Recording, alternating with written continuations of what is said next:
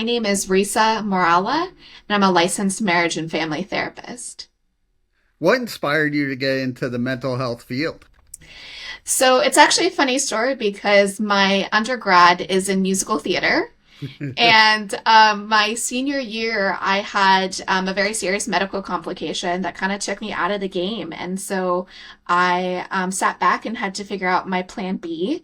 And one of the biggest pieces was figuring out why did I like doing musical theater. And one of the reasons was because I really enjoyed providing a space for people to suspend all the real life world struggles for just a little bit. And so I thought, I had an amazing therapist that I met during my college years that really helped transform my life. And I said, well, why not do that on a more permanent basis? So I entered into the mental health field to try to help provide change, lasting change for people. Yeah, can you tell me a little bit about your practice and what you do now? Absolutely. So, I currently I specialize in couples therapy, and working with parents specifically to really help solidify that relationship and make it a stronger foundation. And part of the reason why that's where I specialize now is because, most of the first half of my career, I was actually working a lot with adolescents and their families. And oftentimes I would get folks that would drop off their kids pretty much and say, fix them. And Yeah. so the difficulty is we could do some really awesome work in the room with the adolescent, but if I'm sending them right back to the same home environment, it was like a temporary band-aid and it wasn't really having that change preventatively. And so from there, I really started figuring out, okay, how can I be most impactful? And I've really found from that helping that relationship, that parent relationship on the other end, giving them skills to be able to have healthier interactions with one another, more skilled communication, and also better coping skills for them in general and how they manage their emotions and being able to teach them more about management and emotional IQ. That actually they ended up starting to teach their kids that. And by proxy, because we were strengthening their relationship, they had more capacity to pour back into their children and help support their children thriving. And so I found that the biggest impact is actually starting there. And so that's why I've just been so passionate ever since of really finding those ways that I can help really bulk up parents and be that parenting ally so that they know, because parenting is really, really hard. And oftentimes, as parents, I think going into it, I find so many, their instinct, their inclination is to just, I need to help this human survive. And they end up putting their own mental health on the back burner. They end up putting their relationship on the back burner. And then it isn't until everything is falling apart that they go, oh, something's not working here. And so I'm really there to be the support for the parents that they deserve and that they really need, because when they're able to actually take that time to invest in their relationship, invest in their own wellness, their capacity to actually be there for their children in the way that they really want to be is just, it multiplies in my experience. That makes a lot of sense because when I was growing up, my parents were divorced and they sent me to therapy, but it never really worked because that relationship with them were always high end and not very good. Absolutely. And I imagine in that instance, you're kind of in the middle of it. And so Yeah, if there's a lot of fighting on the outsides, but they're expecting, like you said, let's send you to therapy. You make it better. But you're going right back into that same right. environment. It doesn't really support the better. And what are some of the differences of working with both parents at the same time than just one on one? Yeah. So, I mean, one-on-one is better than nothing. So I don't want to just completely, Right. Yeah. say, oh, don't do that. But because it gets them on the same page. And so then everybody is working towards that same goal, and it's really team oriented, because oftentimes, especially like you mentioned, like in a divorce situation, there's so much competing already that just Yeah. happens kind of naturally, unfortunately. And so when you put the kids in that environment, it's really easy for the kids to feel pulled in one way or another. And then it feels almost like a betrayal to the other Yeah. parent if you get pulled into that one side. And so that that pulling, it unfortunately ends up splitting the kids so much so that it creates just even increased anxiety because they're like, I don't know what to do. I don't know how to be there, and I don't want to make my other parent, mad or Yeah. betray them. And so instead, if we can pull everybody together, everybody's working off of the same playbook, if you will. They're speaking the same language. You're getting the same message across the board, and it's really team and united oriented. Then the kid can feel safe. There's not the anxiety because they don't know which person they're going to be with. How do I act in this particular situation? We're all speaking the same language. We're all, reinforcing the same things. So that's at least my opinion of why it's most helpful when we have kind of all parties on the same page and in the room. And do you see parents' confidence level rise as they go through the process? 100%. Because, I mean, as parents, we're not given a manual, which really stinks. I wish we were. That would make things so much easier, but we're not. And even if we were given a playbook for one child, the likelihood that it's going to work on on a second child, a third child, is really, really slim because children are unique just as Yeah. each, grown-ups are unique.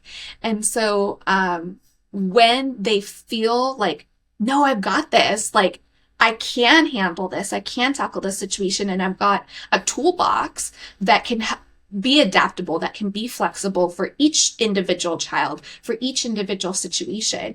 I mean, gosh, their ability and their willingness to actually address situations skyrockets. Do you see adolescents you worked with, they're a little more open to talk about feelings than older people? Um, I think once they trust you, Yeah. that's a really big key component, especially with adolescents, because that's kind of the nature of that age bracket. They're going into school situations where you never know who you can trust. The likelihood that a peer is going to stab you in the back is really high. And so, and again, if we could just address everybody, then we're all working Yeah. again with that healthiness, and hopefully in the future that wouldn't happen, but just in the reality of what life is currently, that by nature, adolescents, I think in order to protect themselves, do have to be a little bit more closed and guarded with their emotions, until you build that trust. And gosh, they're so wanting to build that trust because it's a lot to carry as an adolescent on your own, especially if you don't feel like you have your parents in your corner, so you don't feel like you can talk to your parents. You're really kind of scared to talk to your peers because you don't know if they're going to use it against you. And so when they find that trusted human, gosh, once they build that trust, they are just willing to like word vomit all over you because they're holding all of that in, and they want someone to talk to. How does it feel for you to be helping people? Um, well, it's very rewarding. Absolutely. It's difficult. It can be really tiring. Yeah. By the end of the day, I am just, oh, emotionally, exhausted because, if I'm doing my job correctly, I am holding some of people's most heaviest emotions and heaviest and most really personal traumas and scariness and the ugliness. I get to hold that for people if I'm doing my job right, if they trust me. And that's a lot of work to hold that. But it's so rewarding when you see those people who come in and they're like, this is the first safe place I've had in my entire life. And I've had, 60-year-olds come in and say that, like, I've never told anyone this in my entire life. And just to imagine carrying that for years and years and never feeling like you have a safe place to let that out, and to allow me to be that person to do that. Gosh, for me, that's just amazing and so rewarding. What do you do to help your own mental health? Yeah, that's a great question. So I have to be really conscious of it. So I have my own therapist as well that, I see to maintain my own well-being. I also really make sure that I've kind of developed almost a ritual, if you will, to close the door from work, and to be able to then walk into my home and say, this is me now. I've closed the door. I'm done with work.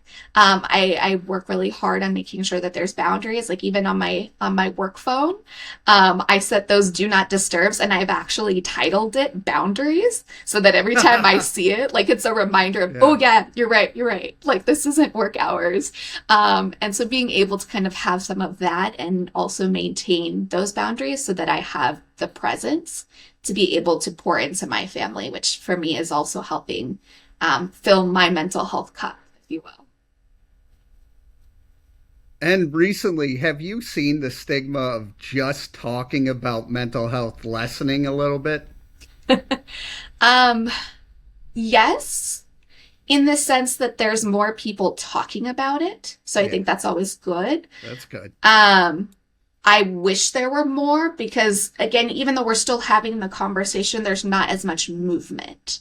So there's more conversing about it, but still not a whole lot of action as far as normalizing that things are okay to say that you're having a hard time. I still think that there's a lot of that like weakness attached with saying that you're struggling in some way, shape, or form, or saying, hey, I'm seeing a therapist, that there's almost this like, innate, oh, it means you need help. Oh, okay. And kind of a looking down in that sense. And I think the more that we can get rid of that idea, start really advertising that this is normal and that it can affect anyone. It doesn't matter your skin color. It doesn't matter how much money you have in the bank. I mean, this is just real life.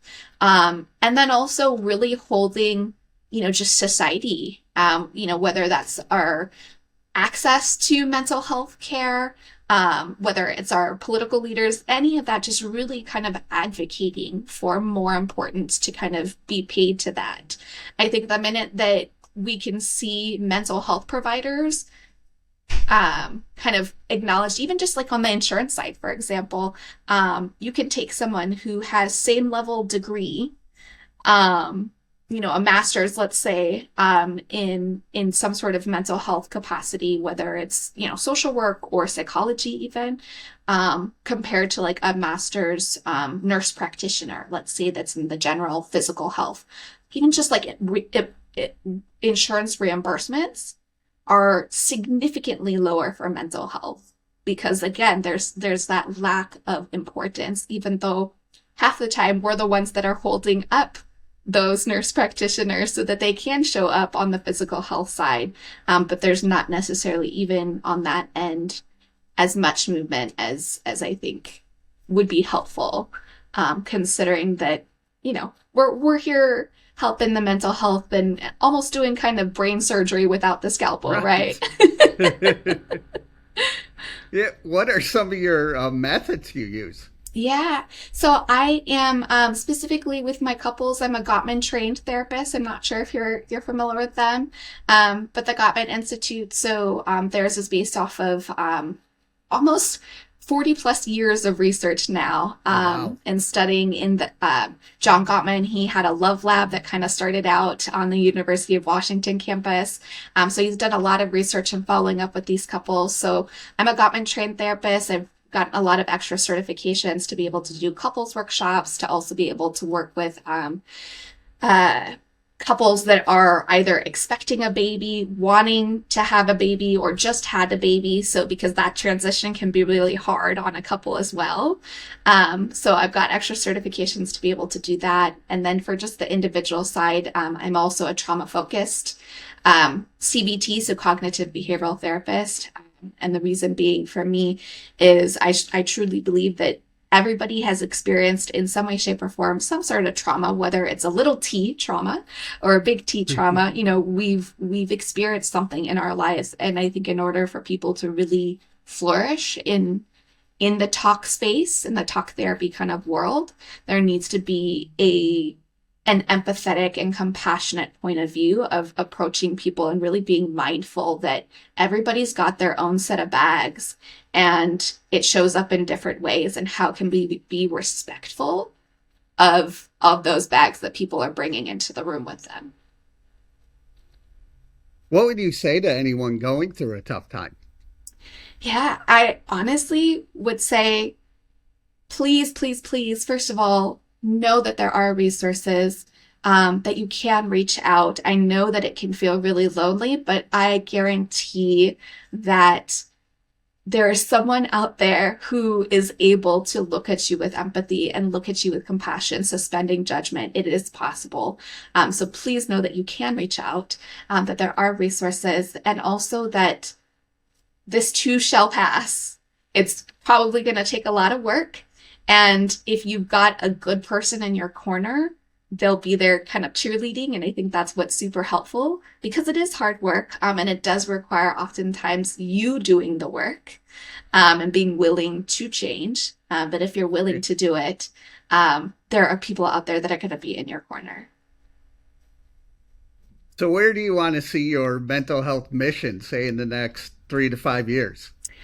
Well, 3 to 5 years, gosh, if I had a magic wand, I would be out of a job, because everybody in the world would be like, ooh, living such healthy lives, treating each other with just kindness and compassion and love and respect.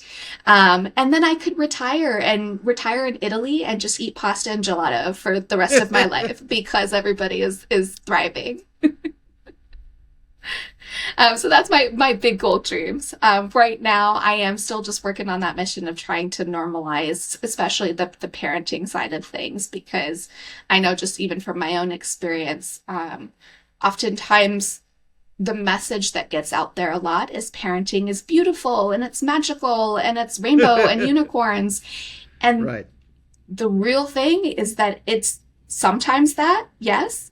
But more times than not, it is so hard. It is so Yeah. incredibly hard. And when you feel like you're the only one having a hard time, it's incredibly lonely. And I truly hate that message. I know I've experienced it in my own parenting journey, and I've worked with so many parents that have said the same things, that especially with social media these days and all the posting of like, oh, look how amazing I'm doing, and look, I'm rocking it as a parent. And so you see that, and it makes it really difficult to not compare yourself when you're like covered in, spit up, or, your kid is saying all sorts of, unkind things to you, that it's Yeah. really hard to see those posts and not go, well, what am I doing wrong? Why am I failing? Why is this something I can't do? And when we get in that headspace, it can be, oh gosh, just so tearing down of our narrative. We're our best critics. And especially when we throw in parenting, we are just like masters at critiquing ourselves and everything that we're doing wrong. And so my mission, especially here in the near future, is I want to get rid of that facade that it's all rainbows and sunshine. I want to really start encouraging people to talk about and normalizing that this is incredibly difficult, and that if we're just looking at everybody with judgmental eyes, it's just pushing people further away. And so how can we really approach our neighbors and our friends and our other family members with just that like compassionate, how can I help, instead of how can I judge you? How can people reach out and learn more? For me specifically, I've got several different ways. I've got my website, which is www.embracerenewaltherapy.com. I'm also on Instagram, on TikTok, on Facebook under Embrace Renewal Therapy. So you can find me there. I've also at the end of September here, I'm going to be launching my own YouTube channel and podcast as well, where I'm talking to real life parents. So we're dishing on the real struggle of parenting. At the same time, they're going to be dishing up their favorite recipes. So you'll get a recipe out of it to add, because I feel like that's another thing that parents often, I hear, they're like, oh, I'm so tired of like, the same 5 recipes they just make on loop kind of deal. And so we're going to be dishing up some recipes while also just dishing on real life parenting struggles. And that's called The Real Family Eats. And that'll be found on YouTube as well as most major podcasting outlets as well.